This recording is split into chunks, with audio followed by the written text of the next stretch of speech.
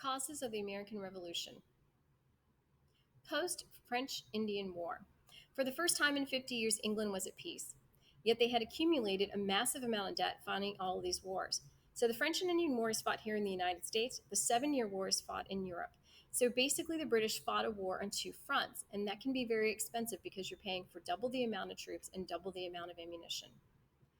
So, in order to pay these war debts off, increased taxation of the colonies was seen as justified. After all, the British felt many of these wars had been fought in the interest of protecting the colonies. Sugar Act, 1764. So, we see a series of acts or taxes placed upon the colonists in order to pay this debt. Designed to eliminate the illegal sugar trade between the colonists and the French Spanish West Indies. Strengthened enforcement on sugar while lowering the duty on molasses, damaging the sugar grown in the colonies. Colonial response to acts. Resented the new imperial regulations. These acts were protested by some colonists through boycotts, intimidation, and violence. So the colonists are not going to react well to these new taxes placed on them by Great Britain. Stamp Act. 1765. Merchants and lawyers required to buy stamps for ships' papers and legal documents. Tavern owners must have the Stamp Act as well for licenses. And also printers for newspapers. So if you wanted to print your newspaper, you had to buy a Stamp Act or a stamp. Sons of Liberty. Formed in 1765 in Boston, Massachusetts, a terrorist organization of colonists who attacked stamp agents. And here you can see right here, colonists have basically tarred and feathered a British tax collector. Destroyed the lieutenant governor's home in Boston, Massachusetts. They would go on to be a powerful underground colonial terrorist group in Massachusetts. Townshend Acts. Charles Townshend was the new exchequer or British Treasury Secretary, enacted the Quartering Act of 1765.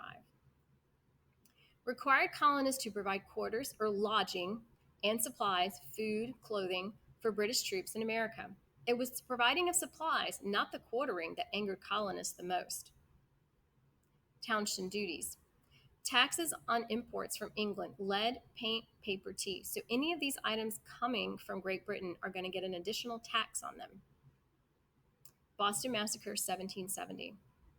Took place when British troops fired on anti-British demonstrators, a graphic symbolism of British oppression and brutality. And here you can see the British troops, the famous Paul Revere lithograph, where they're firing on the troops right here. The troops are firing on the colonists.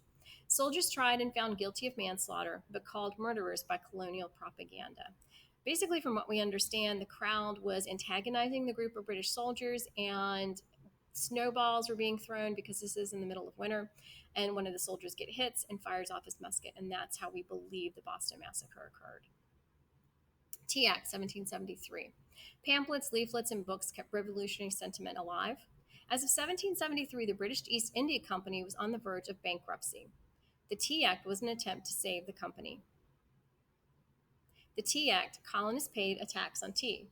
So not only do you have the Townshend duties coming in on that tax on tea, now you have the Tea Act as well. So you've got two taxes on any tea coming from Great Britain. But resistant leaders argued that it was another example of the results of an unconstitutional tax placed on them by the British government. A boycott of tea by many. So people are going to refuse to buy tea. And you're probably wondering, what's the big idea with tea? Well, you have to remember that during this time period, people did not understand sanitation. But what they did understand is that if you boiled water and you put a tea bag in it, it was a much healthier drink than having just the plain water. Plain water could give you typhoid, it could give you dysentery, it could do a lot of negative things to your stomach. So hence the importance of tea. Boston Tea Party. Leaders in various cities have blocked entry of East India Company ships. December 16, 1773, three groups of 50 men dressed as Mohawk Indians broke open tea chests and heaved them into the harbor. British demanded repayment for the property, but Bostonians refused. Intolerable or coercive acts. In response to the Boston Tea Party, the acts closed the port of Boston.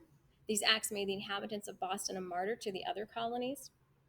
And what the other colonies are looking at is, if the British government can close the port of Boston, that means they can close any seaport on the Atlantic coast and stop trade. Sparked a new resistance throughout the colonies. First Continental Congress. Representatives met privately and issued a call for a Continental Congress that would convene reps from all colonies to discuss the situation with England in September of 1774. First Continental Congress. Representatives from all colonies except Georgia convened in Philadelphia, made several major decisions. Resolutions recommending that the colonists make military preparations for defense against an attack by the British, agreed to non importation, non exportation, and non consumption as a means of stopping all trade with England. So basically, we're not going to import anything, we're not going to export anything, and we're not going to consume anything that's coming from Great Britain. Agreed to meet again if demands were not met. Hence, the Second Continental Congress. All colonies sent representatives. Members of the Continental Congress selected George Washington as commander in chief of the Continental Army and debated the issue of independence. There were some differences among the colonists. Patriots believed in complete independence from Great Britain, provided the troops for the American army, and were inspired by Patrick Henry's "Give me liberty or give me death" speech. Loyalists or Tories remained loyal to Great Britain, believed that taxation was justified to pay for British troops and to pay for the war. Neutral, colonists who wanted to stay out of the war.